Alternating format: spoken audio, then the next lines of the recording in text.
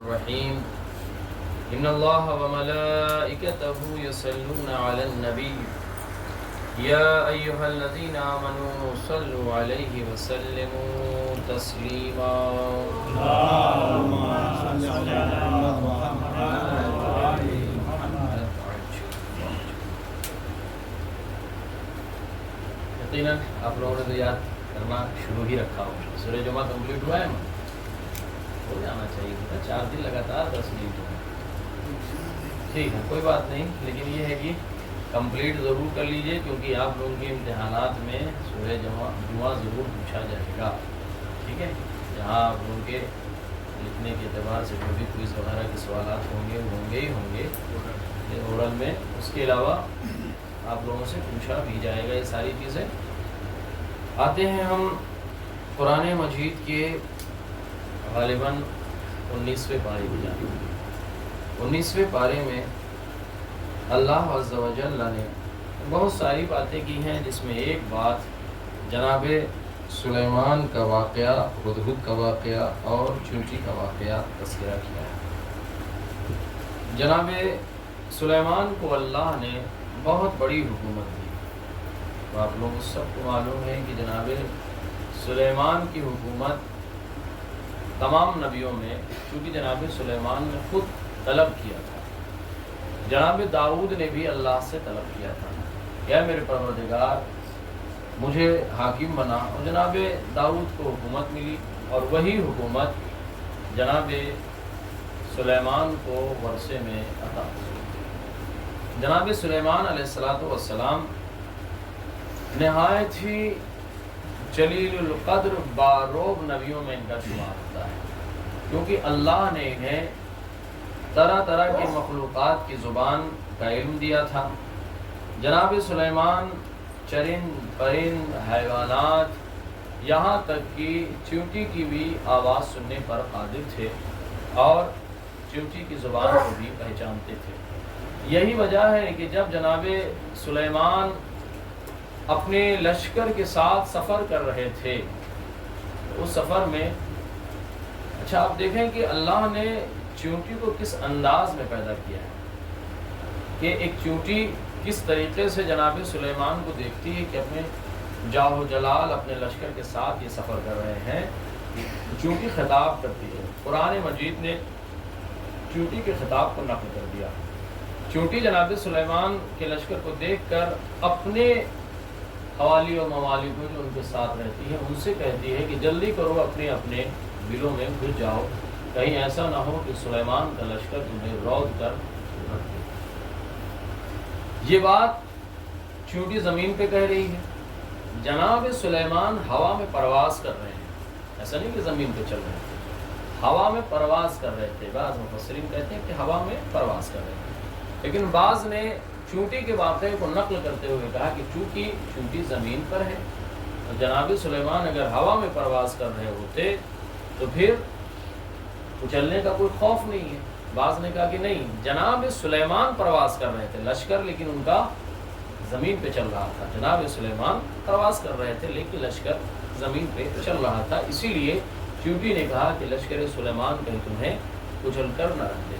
لیکن اس کے باوجود بھی اگر چیونٹی زمین پر ہے، جناب سلیمان بھی زمین پہ ہی ہوتے، ایک عام انسان کے بس میں یہ نہیں ہے کہ چیونٹی کی آواز کو سن سکے اور سمجھ سکے. سمجھنے تو دور کی بات، اس کی آواز کو بھی ایک عام انسان نہیں سن سکتا ہے. لیکن جناب سلیمان نے سنا، اور سننے کے بعد فوراً ٹھہر گئے، اپنے لشکر والوں کو روکا اور اس کے بعد چیونٹی سے خطاب کیا. تمہیں کس بات کا ڈر ہے؟ کیوں ڈر رہے ہو؟ اچھا آپ چیونٹی کا نظام دیکھیے، وہ اپنے لیے صرف نہیں اس نے، بلکہ پورا نظام تھا اس کا قبیلے کا. میں بتاؤں گا کہ چیونٹی کی تخلیق کے سلسلے میں اسلام کیا کہہ رہا ہے، سائنس کیا کہہ رہی ہے. جیسے آپ نے مچھر کے بارے میں سنا کہ کس طرح سے پروردگار کی کوئی بھی مخلوق چھوٹی سے چھوٹی، چاہے وہ چیونٹی و مچھر ہی کیوں نہ ہو، آبس بیکار نہیں پیدا کی گئی ہے. وہ یہ سوچے کہ بیکار پیدا کی، تو یہ اس کی غلط فہمی ہے. ہمیں اس کا مقصد سمجھ میں نہیں آتا. ممکن ہے کہ ہم اس کی تخلیق کے مراحل کو نہ دیکھ سکیں ہوں، تو اس لیے اس کے ہم مقاصد کو نہیں سمجھ پاتے کہ پروردگار نے کیوں بنایا ہے. جیسے مثال کے طور پر ہمارے درمیان ایک زہریلا جانور جس کو ہم سانپ کہتے ہیں، اکثر و بیشتر ہوتا ہے جیسے مچھری ہے، زبردستی پریشان کیے رہتا ہے، کہیں بیٹھ جاؤ سکون سے بیٹھنے نہیں دیتا. کبھی کبھی انسان برجستہ کہہ دیتا ہے کس لیے اللہ نے اسے پیدا کر دیا ہے. کیوں؟ اس لیے کہ ظاہری طور پر اس کا کوئی مطلب ہماری نگاہوں کے سامنے نہیں ہے. ایسے ہی جیسے سانپ ہمارے درمیان ہے، ظاہری طور پر پہلے اس کا مقصد لوگوں کو معلوم نہیں تھا، لیکن پتہ چلا اس کا مقصد پتہ چلا. کسی مقام پر کسی جنگل میں سانپ بہت زیادہ پائے جاتے تھے، یہ سائنسی تجربہ ہے. سانپ بہت زیادہ پائے جاتے تھے، بے انتہا سانپ پائے جاتے تھے، حد اکثر سانپ پائے جاتے تھے. یعنی دور دراز جو قریہ رہتا تھا اس سے متاثر ہو جاتا تھا سانپ کی کثرت کی بنا پر. تو طے یہ ہوا کہ سانپ کو یہاں سے اٹھا کر تھوڑے تھوڑے کہیں اور منتقل کر دیے جائے. سانپ کو منتقل کر دیا گیا. جب سانپ منتقل ہوا تو کچھ دنوں کے بعد وہاں کے لوگ تیزی سے مرنے لگے. اب سانپ کے کانٹے سے نہیں مر رہے، سانپ منتقل ہو گیا تو مرنے لگے. اب اس بات پہ ریسرچ کیا گیا کہ وجہ کیا ہے، کیوں لوگ مرنے لگے. تو جب پتہ یہ چلا کہ یہاں پر ایک قسم کی ایک ایسی گیس تھی جو لوگوں کے درمیان پھیل رہی ہے. سانپ ہونے کی وجہ سے وہ گیس سانپ اپنے اندر جذب کر لیتا تھا جو لوگوں کو نقصان ہونے سے بچایا کرتا تھا. تو بہت ساری چیزیں اس کائنات میں ایسی ہیں اللہ نے بنائی ہیں کہ جس کو ظاہری طور پر ہم دیکھتے ہیں تو اس کا مقصد ہمیں سمجھ میں نہیں آتا ہے. لیکن چونکہ اب دنیا ترقی کر رہی ہے اور بہت تیزی سے ترقی کر رہی ہے تو دھیرے دھیرے ایک ایک مخلوق، بہت ساری مخلوقات ایسی ہیں کہ جو ابھی تک ہماری نگاہوں کے سامنے آئی ہی نہیں ہیں. جب ہم کبھی دیکھ لیتے ہیں کئی ویڈیو میں کسی اور مقام پہ تو سوچتے ہیں کہ یہ بھی مخلوق ہے. اس طرح کی بھی مخلوق پائی گئی ہیں. سمندروں میں ایسی ایسی مخلوقات پائی جاتی ہیں، ایسی ایسی چیزیں پائی جاتی ہیں جو ابھی تک ہماری نگاہوں میں شاید ہم سے پہلے والی پشتوں نے وہ چیزیں دیکھی نہیں ہو. کیوں؟ اس لیے کہ اتنا فاسٹ دور نہیں موجود تھا. جو ہماری نگاہوں کے سامنے جو مخلوقات ہیں اسی کو دیکھ کر ہم سمجھتے تھے کہ یہی مخلوق ہے. شاید یہی وجہ ہے کہ قرآن نے کہا قل سیروا فی الارض، اللہ کی زمین میں گھومو ٹہلو، پھر تمہیں پتہ چلے گا کہ اللہ نے کیا کیا بنایا ہے. بھئی ایک جہاں بیٹھے بیٹھے رہ کر اللہ کی تمام مخلوقات کا نظارہ نہیں کر سکتے ہیں. اللہ نے اتنی بڑی کائنات بیان کی. میں نے آپ سے ابتدائی اس میں بھی شاید کہا تھا کہ میں بتاؤں گا یہ کائنات کتنی بڑی ہے. انشاءاللہ اختتام سے پہلے ضرور بتاؤں گا یہ کائنات کتنی بڑی ہے. جس کائنات کو ہم یہ سوچتے ہیں کہ بہت بڑی کائنات ہے، یقین مانیے کہ پوری کائنات اللہ نے جتنی کائنات بنائی ہیں ان کائنات میں یہ زمین، یہ آسمان اتنا چھوٹا ہے جیسے ہمارے ہاتھوں پہ چونٹی ہو. یہ کائنات، یہ دنیا، جتنی کائنات اللہ نے بنائی ہے، جتنی تخلیقات کی ہیں، جس دنیا میں ہم رہ کے بڑے فخر سے جس دنیا کے پیچھے بھاگ رہے ہیں، یہ کائنات ویسے ہی شاید اس سے بھی چھوٹی ہو کہ جتنی ہمارے ہاتھ پر ایک چونٹی ہے. اس سے بڑی بڑی بہت ساری گلیکسیاں موجود ہیں، بہت ساری کائنات ہمارے لیے موجود ہیں. چونٹی نے جب یہ خطاب کیا تو جناب سلیمان نے چونٹی سے پوچھا کس بات کا خوف ہے؟ خوف اس بات کا ہے کہ ہمارے قبیلے کو، ہمارے لوگوں کو، تمہارے افراد کہیں ایسا نہ ہو کہ کچل ڈالیں. جناب سلیمان نے چونٹی کو اٹھا لیا، اپنے ہاتھ پہ لیا. اب جناب سلیمان چونٹی سے خطاب کر رہے ہیں، باتیں کر رہے ہیں. باتیں کرتے کرتے جناب سلیمان نے پوچھا کہ یہ بتاؤ اس وقت فضیلت میں برتر کون ہے؟ جناب سلیمان پوچھتے ہیں فضیلت میں برتر کون ہے؟ تو چونٹی کہتی ہے بحیثیت نبی آپ افضل ہیں، بحیثیت نبی آپ افضل ہیں. لیکن اس اعتبار سے دیکھا جائے کہ ایک انسان مجھ سے خطاب کر رہا ہے تو میں اس لیے آپ سے بہتر ہوں کہ میں آپ جیسے جلیل نبی کے ہاتھوں پر موجود ہوں. آپ کا قدم زمین پر ہے، میرا قدم نبی کے ہاتھ پہ ہے، اس لیے اس مقام پر اس فضیلت میں میں بہتر ہوں. تو جناب سلیمان علیہ السلام چونٹی سے گفتگو ہی کر رہے تھے کہ اتنے میں آپ کے اوپر دھوپ کی شعائیں، دھوپ کی کرن محسوس ہوئی. نگاہ اٹھا کر دیکھی، قرآن نے پھر تذکرہ لکھا کہ ایک مرتبہ جلال کی کیفیت میں جناب سلیمان نے پوچھا کون غائب ہے؟ اس کی ہمت ہوئی کہ بغیر سلیمان کی اجازت کے چلا گیا ہے. کسی نے کہا کہ ہدہد غائب ہے. ہدہد اتنا چھوٹا سا پرندہ اور غائب، اس کی ایک شعبہ. آپ دیکھیں کہ کتنا باجلیل نبی تھا. کتنے باجلیل نبی تھے جناب سلیمان کی ایک دھوپ کی شعاع بھی اگر محسوس ہوئی فوراً سوال اٹھ گیا، کون غائب ہے؟ قرآن نے کہا کہ لوگوں نے آواز دی کہ ہدہد غائب ہے۔ پھر قرآن نے جناب سلیمان کی غالبیت اور جبروتیت کا تذکرہ کیا ہے کہ باروب نبی آواز دیتا ہے کہ اس ہدہد میری اجازت کے بغیر اگر غائب ہے، اگر اس نے اپنی غیبت کی صحیح وجہ نہیں بتائی تو میں اسے ذبح کر دوں گا، میں اسے ذبح کر دوں گا۔ جناب سلیمان یہ باتیں کر ہی رہے تھے، اتنے میں ہدہد وارد ہوا۔ جناب سلیمان نے ہدہد سے کہا یا تو تم اپنے غیبت کی صحیح وجہ بتاؤ یا کوئی سلطان مبین لے کر آؤ جو تمہاری سفارش کر سکے، ورنہ میں تمہیں ذبح۔ یہ سب قرآن مجید میں سارے واقعات نقل باقاعدہ طور پہ یہ جملے نقل ہیں۔ اگر تم نے صحیح وجہ نہ بتائی تو میں تمہیں ذبح کر دوں گا۔ اب مفسرین یا کہتے ہیں یہ آپ کے لیے بھی ہے، بہت ہی بہترین جملہ ہدہد نے کہا۔ جناب سلیمان سے ہدہد نے کہا اے اللہ کے نبی، آپ اس چیز پر قادر نہیں ہیں کہ مجھے ذبح کر سکے۔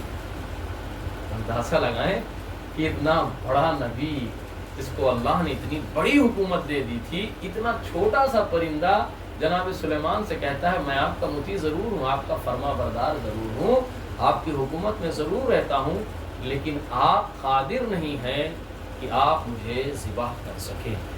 بہرحال چونکنے والی بات ہے کہ ایک چھوٹا سا اتنا بڑا سا پرندہ اور سلیمان جیسے نبی سے کہے کہ آپ ایسا ہرگز نہیں کر سکتے۔ جناب سلیمان نے پوچھا کس زوم میں یہ باتیں کر رہے ہیں؟ اس لیے کر رہے ہیں کیوں میں تم پہ قادر نہیں ہوں؟ بڑا حسین جواب جو تفسیر میں لکھا گیا، بڑا حسین جواب ہدہد نے دیا کہ اے اللہ کے نبی آپ اس لیے قادر نہیں ہیں کیونکہ میرے پر اس وقت امیر المومنین نے جناب رسول خدا کے بعد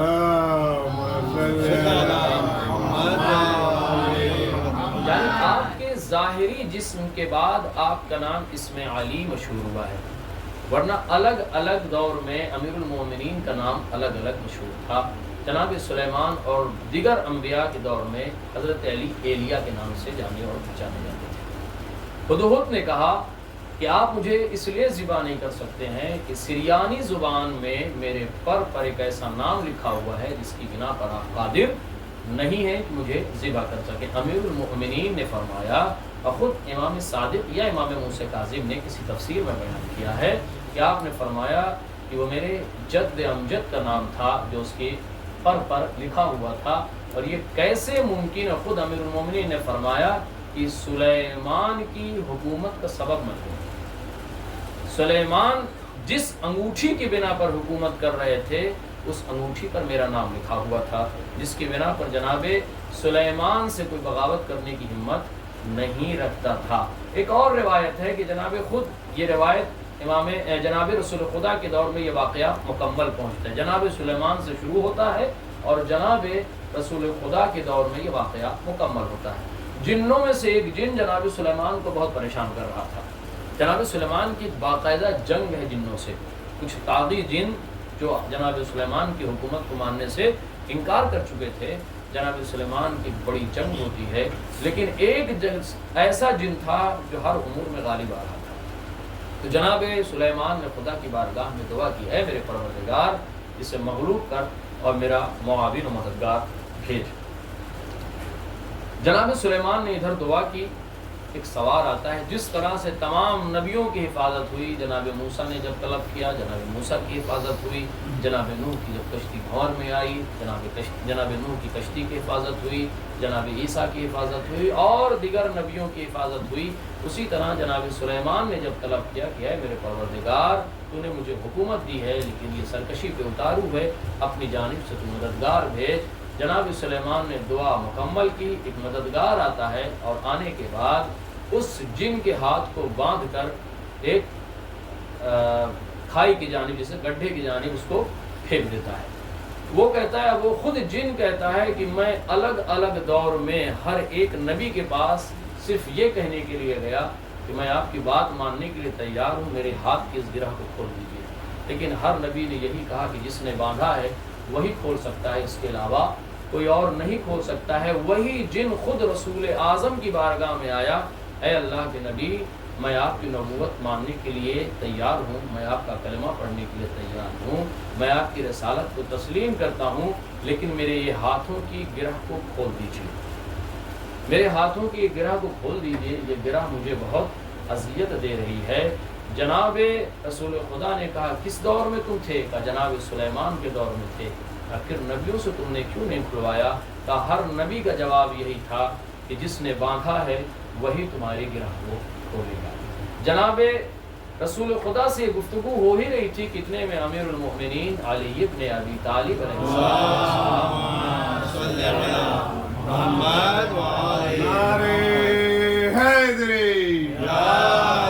مسجد میں داخل ہوئے۔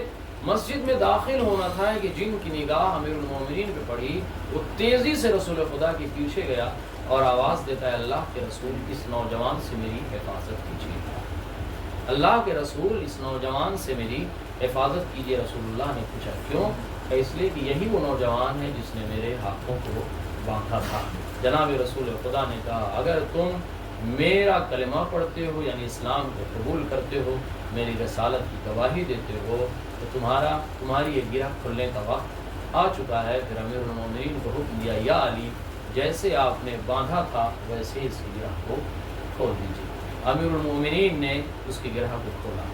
یقین مانے کہ جناب سلیمان کا دور سے لے کر جناب رسول خدا کے دور تک، یا خود پیغمبر اکرم نے فرمایا کہ علی نے ہر نبیوں کی مدد چھپ کر کے کی، باطن میں کی ہے، لیکن اللہ نے علی کو میرا مددگار ظاہری طور پر بنایا ہے۔ خود پیغمبر اکرم کے اس وسیع جانشین نے بہت سارے مقامات پر کہا کہ اللہ نے جناب موسیٰ کے لیے جو تجلی چمکائی تھی وہ ہمارا نور تھا۔ جناب امیر المومنین نے بعض خطبات موجود ہے کہ وہ ہمارا نور تھا، جو تجلی چمکی وہ ہم تھے، نوح کو بچایا وہ ہم تھے، ابراہیم کو آگ میں جلنے سے بچایا وہ ہم تھے۔ یعنی یہ ساری چیزیں امیر المومنین نے بعض مقامات پر اس طرح سے ارشادات فرمایا ہے۔ اسی لیے پیغمبر نے کہا علی نے سب کی مدد باطناً کی ہے، چھپ کر کی ہے، لیکن اللہ نے علی جیسا مددگار ظاہری طور پر مجھے دیا ہے۔ تو جناب سلیمان کی حکومت اس اسم اعظم کی بنا پر تھی جو امیر المومنین کے نام کی صورت میں تھی۔ یہی کسی چیز کو نظر رکھتے ہوئے حدود نے کہا سلیمان تم ہمیں ذبح کرنے پر قادر نہیں ہو، کیونکہ جس کی وجہ سے تمہاری حکومت چل رہی ہے وہی نام میرے پر بھی لکھا ہوا ہے۔ جناب سلیمان سے گفتگو ہوتی ہے۔ گفتگو کے دوران جو اہم واقعہ اس درمیان میں ہے کہ جناب سلیمان نے پوچھا اچھا یہ بتاؤ تم گئے کہاں تھے؟ وہ خاص وجہ بتائیے کیوں گئے تھے آپ؟ جناب سلیمان نے کہا، جناب سلیمان کے سوال پہ حضرت کہتا ہے اے اللہ کے نبی میں ایک ایسی جانب گیا تھا کہ جس کے پاس بڑی حکومت ہے، جس کے پاس بڑا تخت ہے، عرش کا نام خطاب کیا ہے اس میں قرآن مجید میں، عرش کا لقب، یعنی بہت بڑا تخت ہے اس کے پاس، بہت بڑی حکومت ہے، آپ کی طرح اس کے پاس نعمتیں موجود ہیں، سب کچھ موجود ہونے کے باوجود وہ اللہ کا کفر کر رہی ہے۔ جناب سلیمان نے کہا کون؟ جناب سلیمان کے جواب پر بھی جناب سلیمان کے جواب پہ حدود کہتا ہے بلقیس، ملکہ بلقیس ہے جس کو اللہ نے بہت ساری نعمتیں دی ہیں لیکن وہ کفر خدا کر رہی ہے۔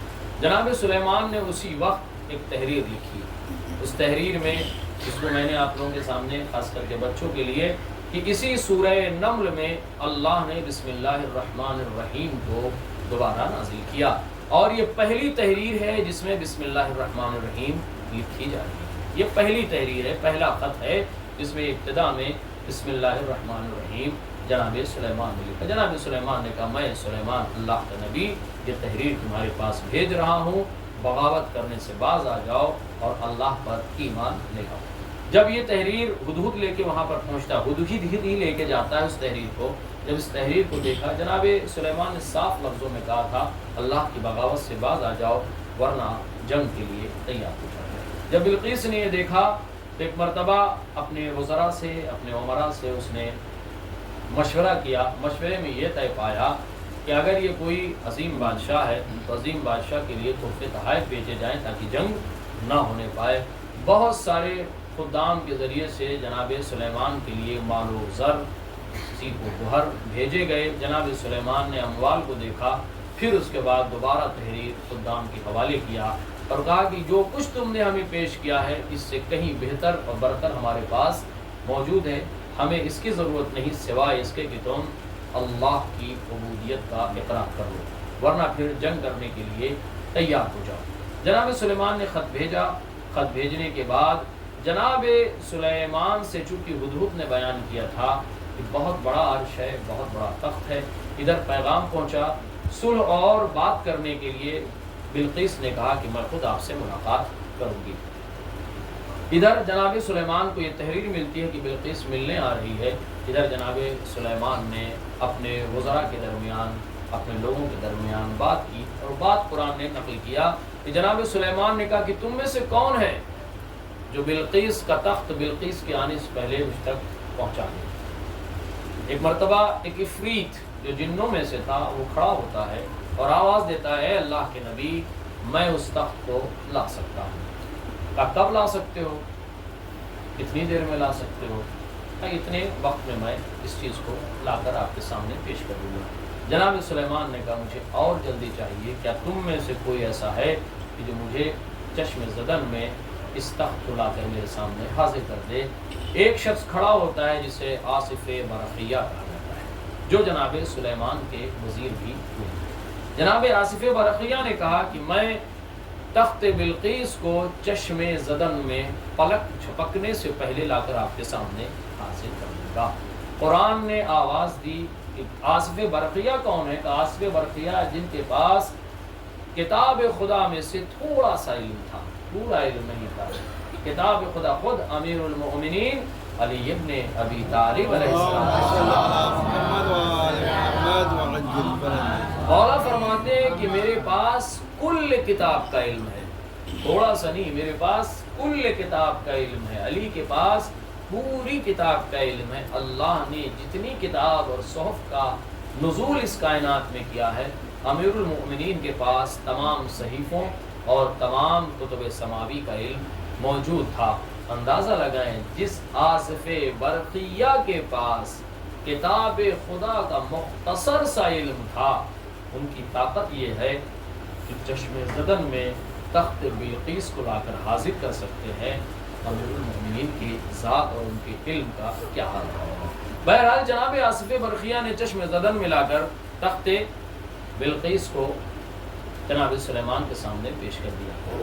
جب بلقیس جناب سلیمان کے پاس پہنچتی ہے اور اس نے جناب سلیمان کے پاس اپنا تخت دیکھا تو چونک گئی۔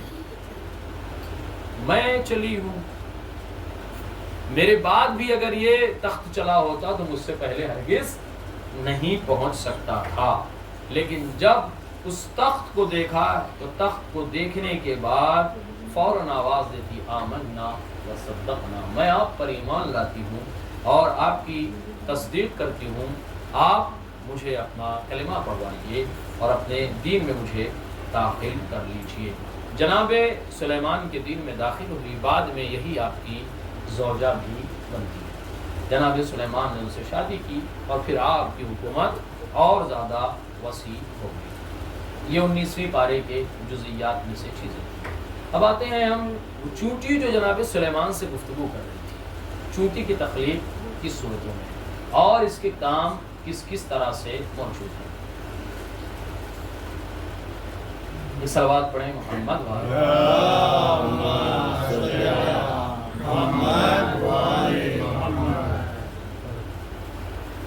چونٹی کی تخلیق اسلامی اور سائنسی نقطۂ نظر سے قرآن مجید میں چونٹی کے لیے فرمایا حتی اذا اتوا علی واد النمل قالت نملۃ یا ایھا النمل ادخلوا مساکنکم لا یحطمنکم سلیمان وجنودہ وهم لا یشعرون۔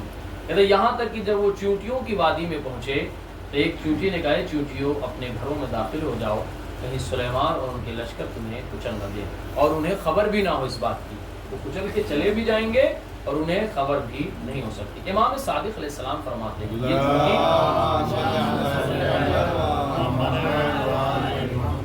امام فرماتے ہیں کہ صرف دیکھنے اور سننے کی صلاحیت اس کے اندر نہیں تھی، بلکہ اس کے اندر شعور بھی موجود تھا کہ وہ خطرے کو محسوس کر سکے اور دوسروں کو خبردار بھی کر سکے۔ کہتے ہیں کہ چیونٹی کی تخلیق پر روایات، امام علی علیہ السلام فرماتے ہیں اللہ نے چیونٹی کو مٹی سے پیدا کیا. کائنات کی بہت ساری چیزیں آپ دیکھیں گے مٹی سے ہی تخلیق ہوئی ہے، اور اسے اپنی روزی تلاش کرنے کی عقل دی. وہ رزق کے پیچھے جاتی ہے، راستہ بناتی ہے، ذخیرہ کرتی ہے، اور اپنے گروہ کے ساتھ منظم رہتی ہے. یہ قول امام کا. اس بات پہ غور کریں کہ اپنے گروہ کے ساتھ ایک چھوٹی سی چونٹی جو اپنے لیے رزق تلاش کرتی ہے، اپنے گروہ کے لیے رزق تلاش کرتی ہے اور اپنے گروہ کے ساتھ منظم رہتی ہے.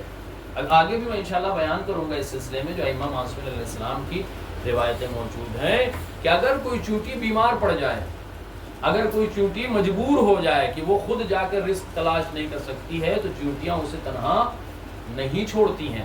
اتنا زیادہ وہ منظم رہتی ہیں کہ ان کے کھانے کا انتظام وہ کرتی ہے، اس کی حفاظت کا انتظام یہ لوگ کرتے ہیں. جب اللہ نے ایک چھوٹی سی چونٹی کو جو بے شعوری کیفیت میں زندگی گزارتی ہے انہیں بھی اتنا احساس دیا ہے کہ انسان کو منظم رہنا چاہیے، تو یقینی طور پر ہم کائنات کی بہترین مخلوق ہیں. ہم سے اللہ بہتر چاہتا ہے کہ ہم منظم رہیں، لیکن ہم نے یہ دیکھا ہے کائنات منظم ہو گئی ہے لیکن ہم ابھی تک منظم نہیں ہو سکے ہیں. خصوصی طور پر دنیا دھیرے دھیرے منظم ہوتی جا رہی، چاہے ہماری دشمنی میں ہی صحیح، لیکن ہمیں شعور نہیں آتا ہے کہ ہم کو منظم ہو جانا چاہیے.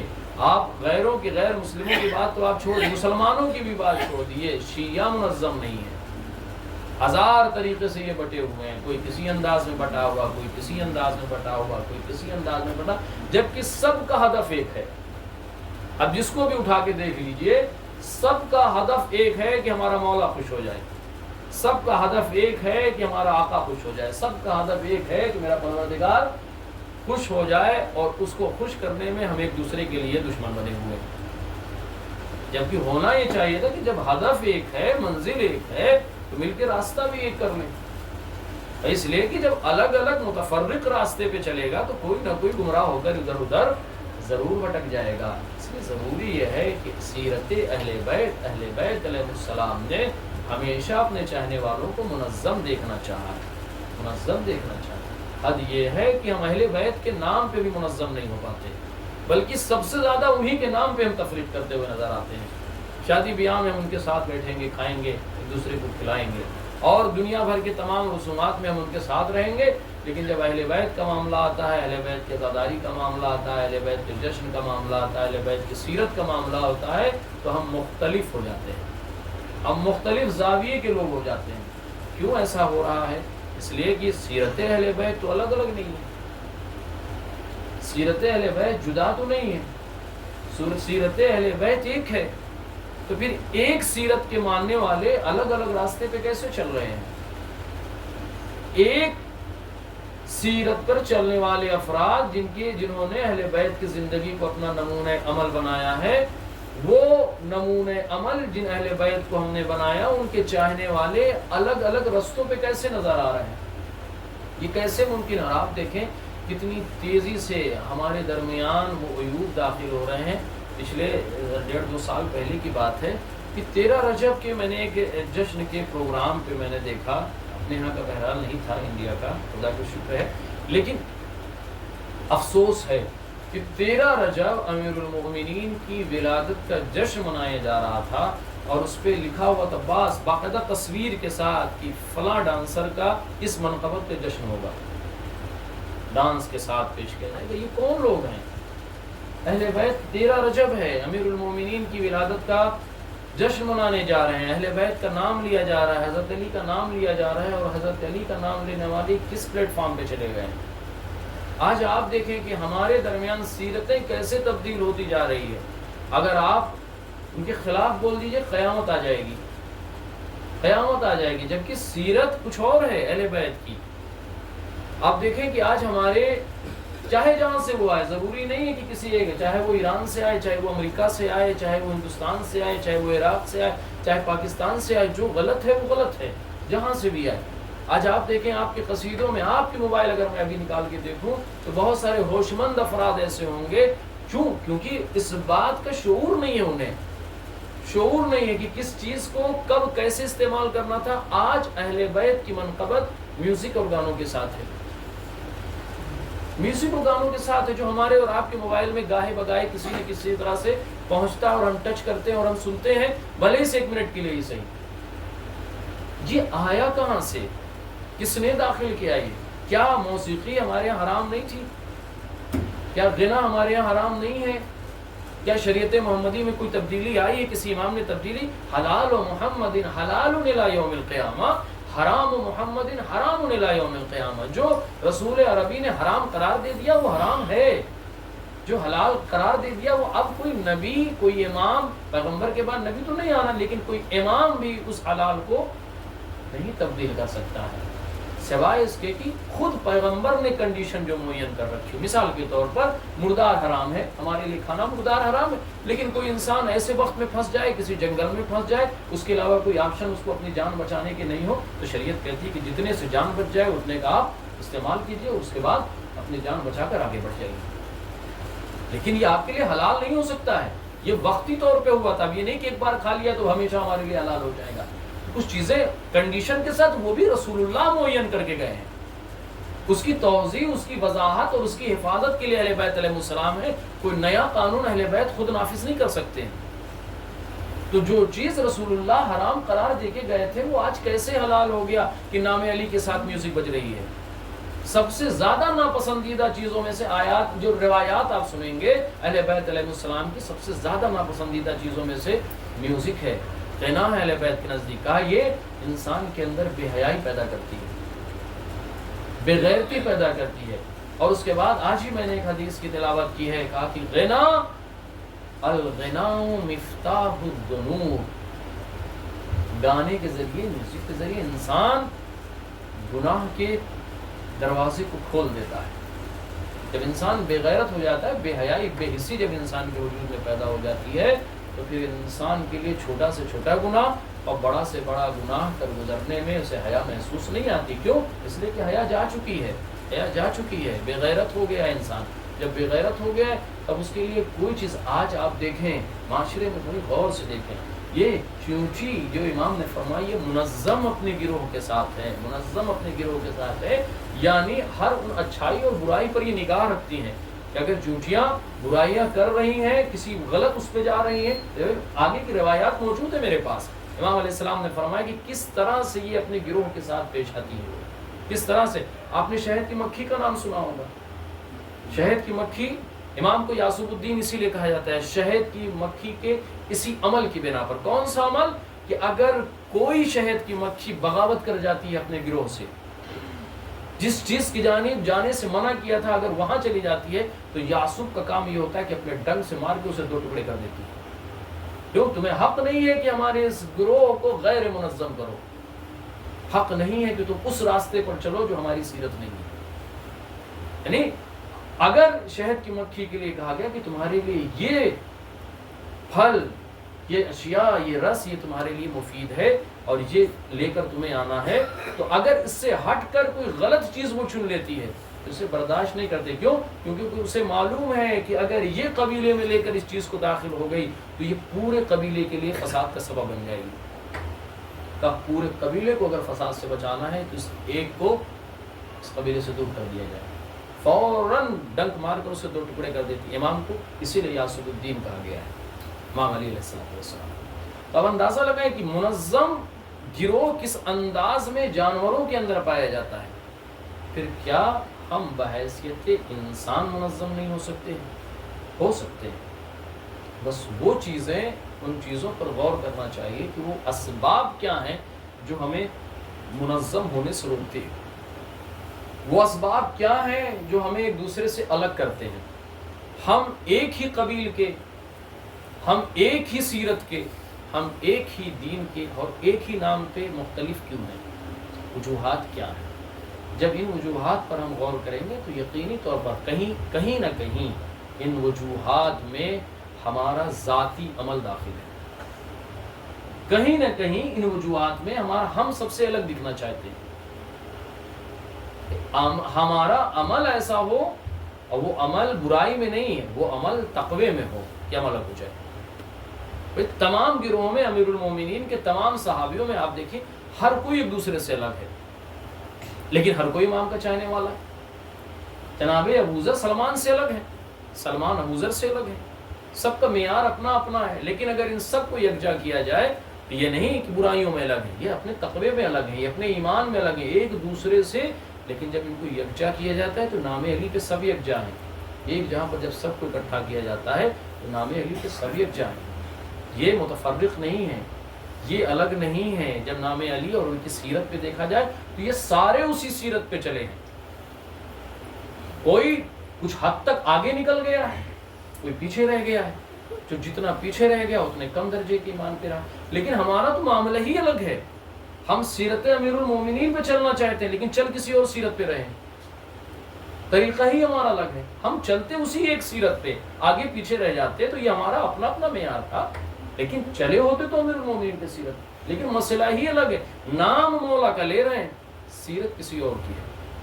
ہم نے تو نہیں دیکھا کہ امیر المؤمنین اسی فساد کے خوف کی بنا پر اپنے حق سے دستبردار ہو گئے کہ قوم میں فساد نہ پیدا ہونے پائے، اسلام میں یہ فساد و فتنہ نہ آنے پائے. اپنے حق کے لیے تلوار لے کے نہیں کھڑے ہوئے. ورنہ علی جیسا بہادر انسان تنہا اگر کھڑا ہو جاتا، کسی میں اتنی ہمت نہیں تھی کہ امیر المؤمنین کے مد مقابل آ جاتا. کسی میں اتنی ہمت نہیں تھی. اس کے لیے ملتا ہے کہ دائیں جانب جب علی جنگ کرنے کے لیے کھڑے ہوتے تو دائیں جانب جبرائیل ہوتے ہیں، بائیں جانب اسرافیل کھڑے ہوتے ہیں. پھر اگر علی تلوار نکال لے تو کس میں اتنی طاقت ہے کہ امیر المومنین کے مد مقابل آ جائے. کھڑے ہو سکتے تھے لیکن آپ نے تحفظ چاہا، فتنہ نہیں چاہا، فساد نہیں چاہا. آج ہمارے درمیان فساد کیوں ہے؟ آج ہمارے درمیان فتنہ کیوں ہے؟ کیا ہم امیر المومنین کی سیرت سے دور ہو گئے؟ یقیناً دور ہو گئے. اگر امیر المومنین کی سیرت سے دور نہ ہوئے ہوتے تو تشیع میں اتنا فساد نہ ہوتا. آج دنیا ہنس رہی ہے ہمارے اوپر. پہلے ہم کہا کرتے تھے کہ ان کے 4 امام ہیں، چاروں کے مصلی الگ الگ ہیں. ہمارے 12 امام ہیں، ہم نے 12 مصلی بنا لیے. اپنے اپنے اعتبار سے ہم نے تشیع کا دین بنا لیا ہے. اپنے اپنے اعتبار سے ہم نے امام کی سیرت کو سمجھا. اپنے اپنے اعتبار سے ہم امام کے راستے پہ چل رہے ہیں.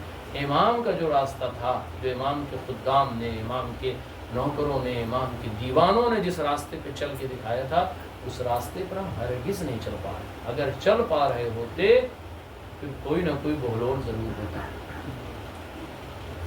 بہلول دیوانہ ضرور تھے ظاہری طور پر، لیکن ان سے بڑا دانا کوئی نہیں تھا.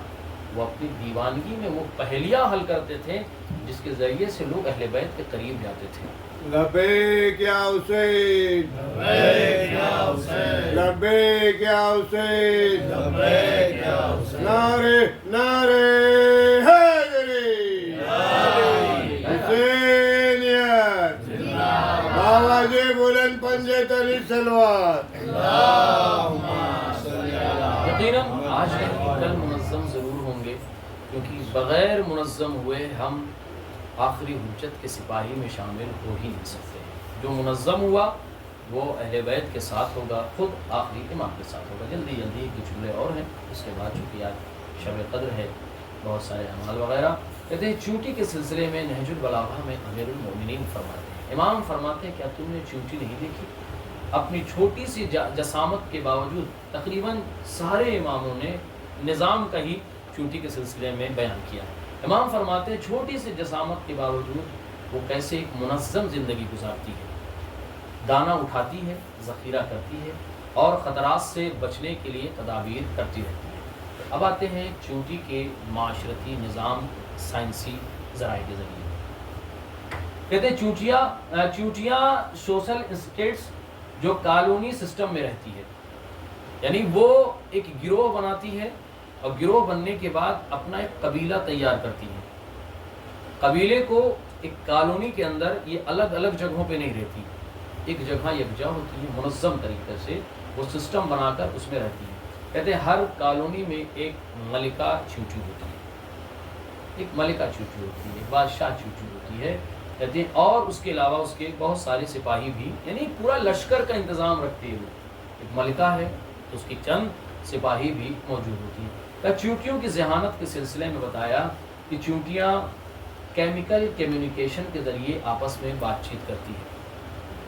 جب یہ چلتی ہیں تو ایک کیمیکل چھوڑتی ہیں جس کے ذریعے سے یہ دونوں آپس میں ربط رکھتے ہیں. آپ نے دیکھا ہوگا کہ کبھی کبھی چونٹیاں ایک لائن سے چلی جا رہی ہیں جبکہ آس پاس میں کوئی رکاوٹ بھی نہیں ہے, لیکن دو چونٹی آگے اس کے پیچھے دو دو دو دو کر کے ایک بڑی لائن, چاہے تو 10 کر کے ہو جائے, 15 کر کے ہو جائے, یا الگ راستے سے ہو جائے, لیکن ایسا نہیں. دو کر کے ایک پوری لمبی لائن ہے اور ایک دوسرے کے ساتھ منظم رہتی ہیں. آپ ایسا کریں, کبھی تجربہ کیجئے گا, چونٹیاں چل رہی ہیں, اب ایک طویل لائن کو آپ دیکھیے, اس لائن کو بیچ میں درمیان میں کسی کپڑے میں پانی جو ہے لگا کے پوچھ دیجیے آپ. اب جو آگے والی تھی وہ آگے چلی جائیں گی, جو پیچھے والی تھی وہ حیران پریشان رہے گی کہ اب کرے تو کیا کرے, کہاں جائیں. کیوں؟ اس لیے کہ جو پہلی چونٹی آگے بڑھی تھی اس نے ایک کیمیکل چھوڑا تھا. جو پہلی چونٹی نکلی تھی وہ اس ایک کیمیکل چھوڑی, اس کے پیچھے جو چونٹی تھی اس کیمیکل کے ذریعے اس کے پیچھے چل جاتی ہے. پھر یہ کیمیکل جو پہلی والی چونٹی چھوڑ کے گئی تھی, دوسری چونٹی اس کے راستے پہ چل رہی ہے, یہ بھی ایک کیمیکل چھوڑتی اپنے پیچھے والوں کے لیے. اپنے پیچھے والوں کے لیے یہ ایک سلسلہ بنتا ہے کہ جو اسی راستے پر کیمیکل چھوڑتے ہوئے یہ لوگ آگے نکل جاتے ہیں. جب آپ نے بیچ سے کیمیکل کو صاف کر دیا تو یہ اپنا راستہ بھٹک جاتا ہے. اچھا ہوتا کیا ہے, جو پہلی والی چونٹی گئی تھی اس نے کیمیکل کیوں چھوڑا؟ اس کی کیمیکل چھوڑنے کا مطلب یہ تھا کہ آگے کوئی خطرہ نہیں ہے, آگے کوئی خطرہ نہیں, اس لیے اس نے یہ کیمیکل چھوڑا تھا کہ تم میرے پیچھے آ سکتے ہو. لیکن یہی چونٹی آگے جانے کے بعد اگر اس نے محسوس یہ کر لیا کہ آگے خطرہ ہے, سلیمان اور ان کا لشکر آ رہا ہے, تو اب فوراً وہ دوسرا کیمیکل چھوڑتی ہے. وہ دوسرا کیمیکل جو پیچھے والی چونٹی تھی وہ محسوس کر لیتی ہے اور وہ پھر کیمیکل چھوڑتی ہے تاکہ اپنے پیچھے والا وہ خبردار کرتی ہے ایک دوسرے کے گروہ کے ساتھ کہ آگے خطرہ ہے, آگے ہم نہیں بڑھیں گے, ہم اپنا قدم پیچھے ہٹانے جا رہے ہیں. اب اندازہ لگائیں کتنا منظم دستور اللہ نے ان چونٹیوں کے لیے بنایا ہے. کچھ نہیں, آپس میں ایک دوسرے کا تعاون کا سلسلہ یہ ہے کہ اگر آگے رزق ہے, رزق کے تلاش میں اگر کوئی نکلا ہے, آگے خطرہ نہیں ہے, تو کیمیکل کے ذریعے سے وہ بتاتے ہیں کہ آگے ہمارے لیے رزق موجود ہے. اگر آگے خطرہ ہے تو کیمیکل کے ذریعے سے وہ ہمیں بتا رہی ہیں کہ آگے خطرہ ہے, آگے ہم قدم نہیں بڑھائیں گے. اس میں دونوں چیزیں ہمارے لیے قابل غور ہے. وہ قابل غور بات کیا ہے کہ اگر چونٹی اپنے قبیلے کے لیے یہ اہتمام کرتی ہے کہ میں رزق کے لیے آگے بڑھی ہوں, اب اگر آگے خطرہ نہیں ہے تو تم بھی بڑھ سکتی ہو. یعنی اس کا مطلب یہ ہوا کہ تنہا وہ بلندی نہیں چاہتی ہے, خود اگر وہ بلندی پہ جا رہی ہے تو چاہتی ہے کہ ہمارے آس پاس کے لوگ بھی جو ہیں بلندی پہ پہنچے. لیکن ہمارے ساتھ برعکس ہے, ہمارے ساتھ یہ برعکس ہے. آپ دیکھیں گے, تجربہ کریں گے. اب یہ چونٹی ہے, ایک دوسرے کو کیمیکل کے ذریعے سے بہت ساری چیزیں باتیں انشاءاللہ پھر بیان کروں گا کہ اپنے کیمیکل کے ذریعے خطرات بھی بتا رہی ہے, اپنے کیمیکل کے ذریعے سے ان کے رزق کا اسباب بھی کر رہی ہے کہ جہاں پہ میں پہنچ رہی ہوں وہاں پہ یہ اشیاء آپ کو مل سکتی ہے, اس لیے آپ تیزی سے قدم بڑھائیں. لیکن ہمارے ساتھ برعکس معاملہ ہے. ہم حضرت انسان زیادہ ہوشیار ہیں. اگر ہم نے ترقی کے کسی دروازے پہ قدم رکھ دیا ہے اور ہمارے اندر جذبہ انسانیت ہے کہ ہم چاہتے ہیں کہ ہمارا بھائی, ہمارا عزیز, ہمارا فلاں اس لائق ہے کہ اسے بھی ہم پکڑ کے وہاں تک لے آئیں گے, تو وہ جذبہ انسانیت کی بنا پر پکڑ کے اسے وہاں تک تو لاتا ہے, لیکن جس کو لایا تھا وہ یہ دیکھتا ہے کہ یہ یہاں کیوں ہے. قابل غور بات یہ ہے, جس کو پکڑ کے وہاں تک لایا تھا اب وہ یہ دیکھ رہا ہے کہ یہ یہاں کیوں ہے. ہونا یہ چاہیے تھا کہ یہ دونوں سے پش کرتے اور اوپر یہ جاتا, کیونکہ یہ پھر کھینچ کے ہم کو اوپر لائے گا, لیکن نہیں, ان کا کام یہ ہوتا ہے کہ یہ اوپر جاتے جاتے اس کے ٹانگ کو پکڑ کے نیچے کر دیتے ہیں, خود اوپر چلے جاتے ہیں. نتیجہ یہ ہوتا ہے کہ چونکہ اوپر جو کھڑا تھا اسے معلوم تھا کہ ہم کو بیلنس کیسے بنانا ہے, یہ اس بلندی میں پہنچ تو جاتے لیکن ان کو معلوم نہیں کہ بیلنس کیسے بنانا ہے, وہ بھی نیچے چلے جاتے ہیں. یہ جو گیا تھا پہلے اوپر, اسے راستہ معلوم تھا کہ کیسے محنت کر کے پہنچا جا سکتا ہے, پھر وہ اس راستے پہ پہنچ جاتا ہے, لیکن اسے سبق مل چکا ہوتا ہے کہ کسی اور کو لانا بیوقوفی ہے. یہ حضرت انسان کا کام ہے کہ ہم بلندی پہ جائیں گے لیکن دوسروں کو اگر بلندی پہ لائیں گے, یا دیکھ لیا ہم نے تو ہمیں بلندی ملے نہ ملے لیکن آپ کو بلندی پہ ہم ٹکنے نہیں دیں گے, جبکہ ایسا نہیں ہونا چاہیے, ایسا ہرگز نہیں ہونا چاہیے.